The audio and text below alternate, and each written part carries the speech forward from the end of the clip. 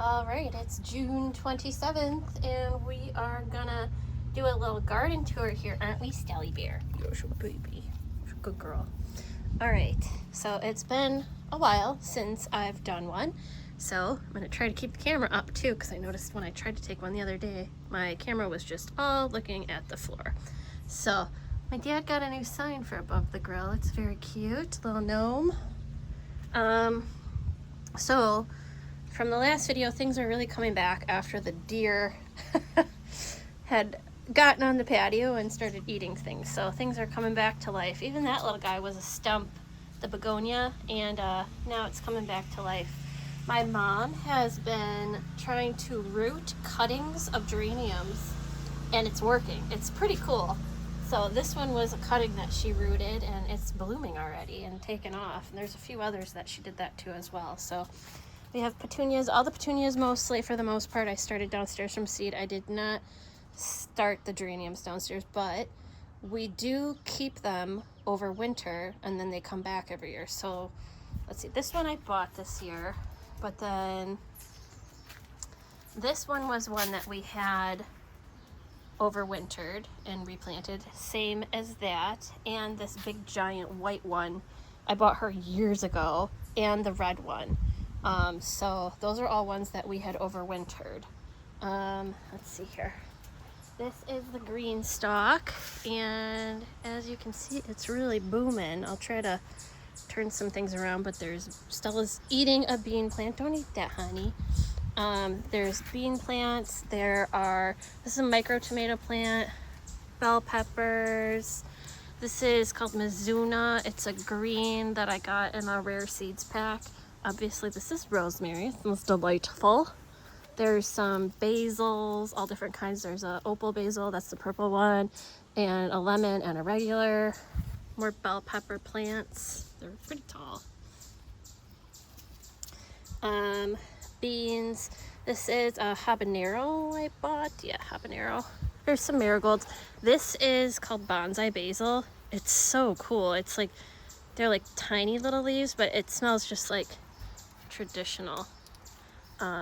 But it grows like a big bushy globe. It's tastes just the same. It's really cool. This thing's massive. Gotta find a way to eat it. It's huge.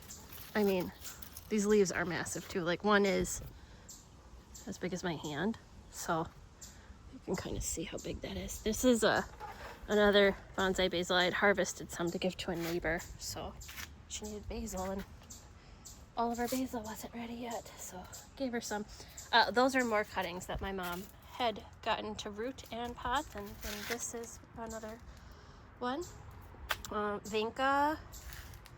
The roses that the deer ate the tops off of, these are miniature roses, are all coming back. More vinca. Oh yeah, see, this one the deer had trimmed for me and it's starting to bloom again. And then I'll take a picture from the other side or part of the video, but this is the rose garden slash, there's some buttercups, and as you can see, there's some lilies I had planted years ago, and I was like, they're not coming back. The animals kept eating them, and they're coming back finally now that we have it all fenced in. But it's kind of like organized chaos in here, so it looks cool though. It's really colorful. Probably have to do some weeding, but that's okay. And then that's Lucy's grave in the center as well. Do not eat that. Rosemary, lavender, which I should really just plant somewhere because it's not going to get much bigger in that little tiny pot. The hanging baskets, which are dianthus and snapdragons. The tomatoes are starting to form like a living hedge here around the patio. So we have the other little rose. Oh, there's more plants, dianthus. This rose one is coming back after its trimming. The lemon tree is so cool.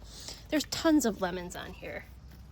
You can see, like, and not just little itty bitty ones. There's here, I know there's, oh yeah, here, they're all over this thing. Like, there's a lot, and there's flowers, and I have to water, but it's cool. I think I'll have lemons this year. The white miniature rose is coming back. There's a little bud right there, and so is this guy. No buds on it yet, but yeah, just a lot of flowers. That's the other green stalk that you can't even see underneath all that. That's lettuce and herbs, and it's crazy. I'm gonna have to start cutting some of this because it's just insane. A volunteer dill plant that's pretty much almost as tall as me. Hold on, Stelly Bear.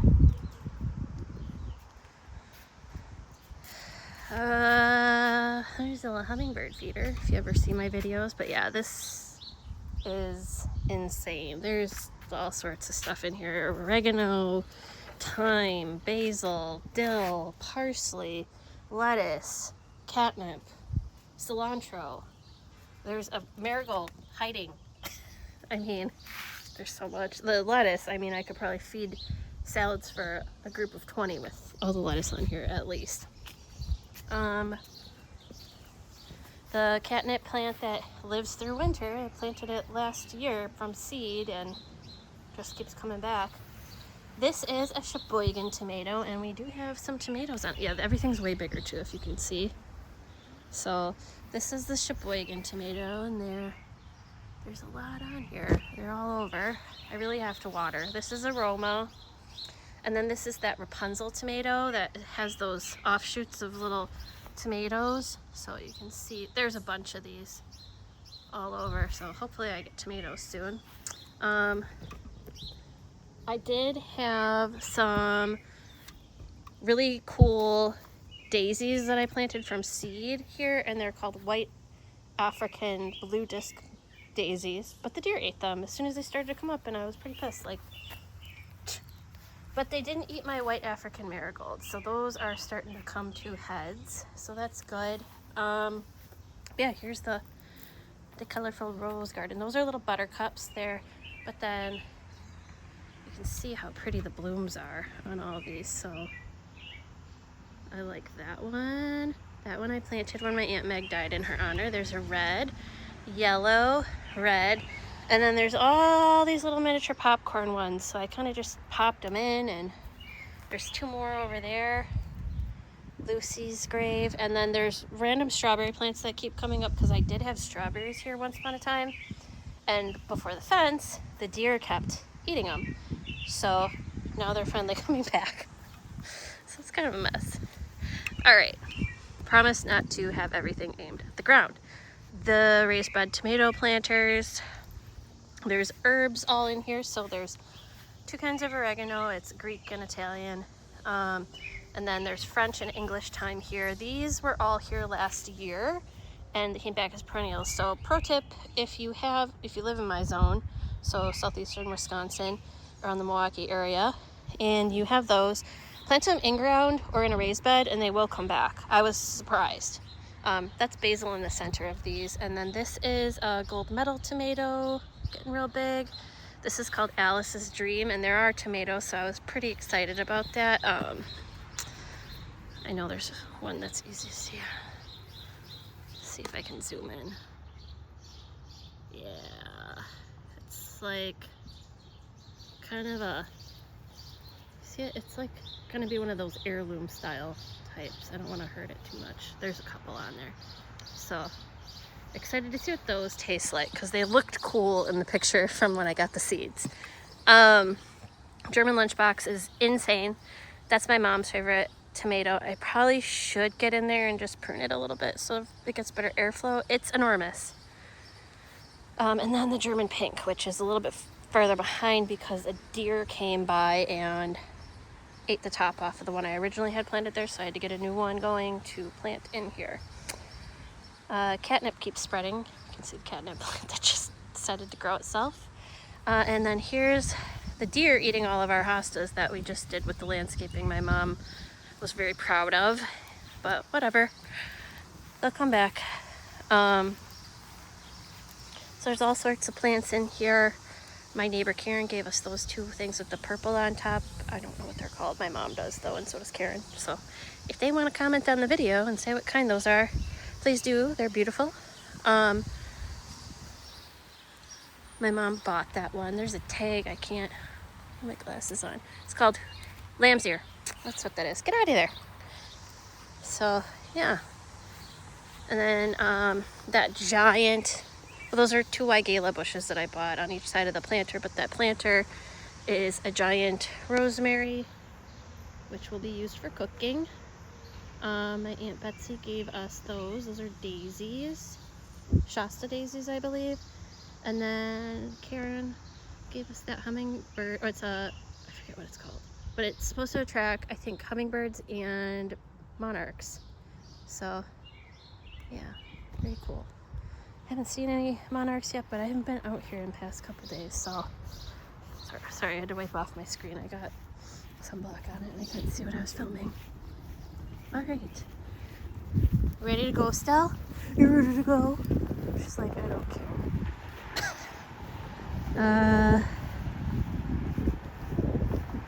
Alright, so it's very green now, hey? Front yard's looking pretty good. We'll check that stuff out in a second. So these were flowering, but they're perennials, so they're kind of like coming and going. But what's cool is I had snapdragons in here that I had grown from seed last year, and they reseeded, so they're coming up. So there was dianthus, garden phlox, and candy tuft, which have flowered repeatedly over and over, gone to seed, and reflowered again. So this is kind of like the flowers are dying, and I should really deadhead those, but I don't care. Come on, Stell. My apple trees. This I need to get in and weed, but it's the same kind of situation.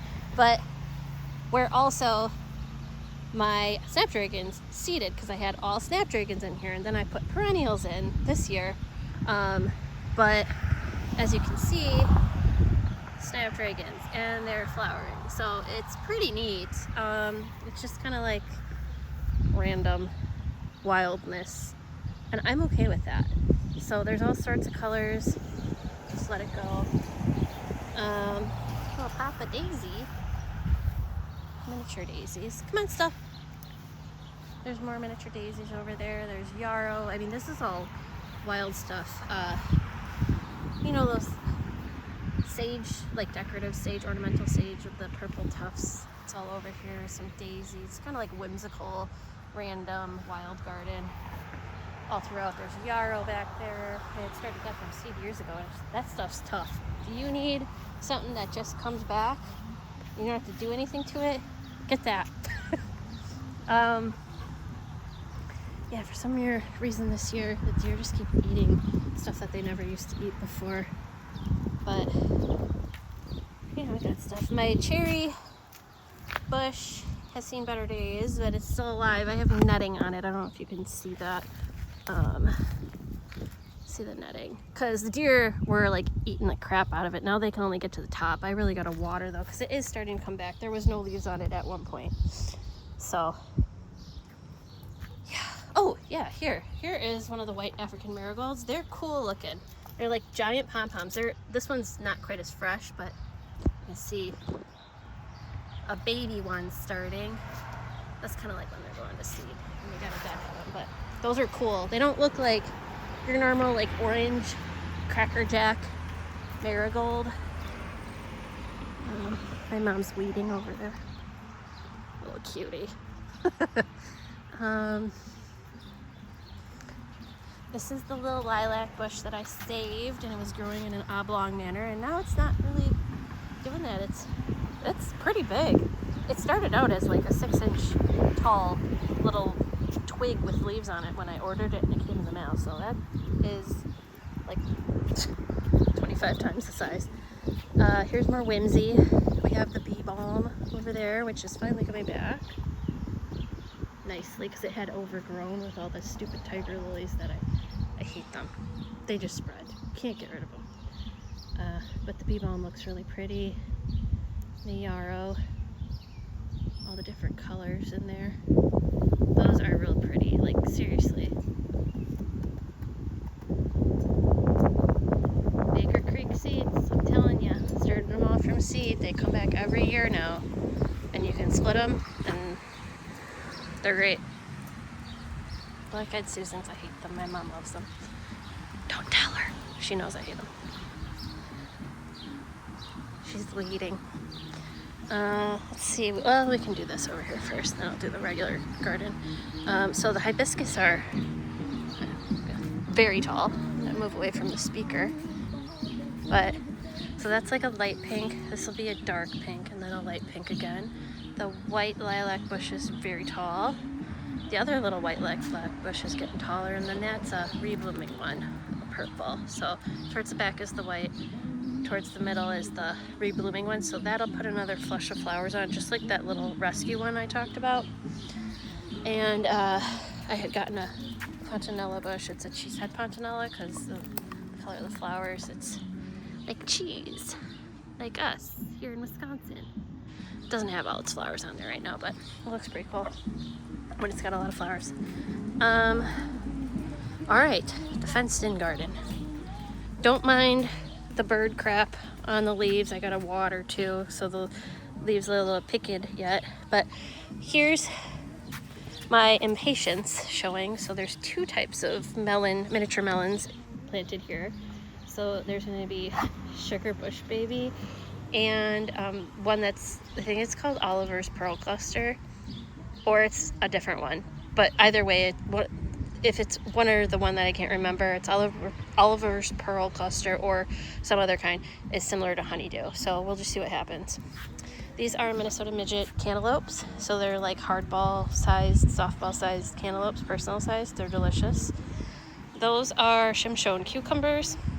They're miniature and they're from Israel, so they're finally starting to work their way up the trellis. And the birds are pooping on them. Those are regular cucumbers. We got all these peppers, and there's a lot of peppers on them too. They're about 1.5 feet tall. Let's see. Yeah, you can kind of see better here. I'm taking a video, so please don't start that.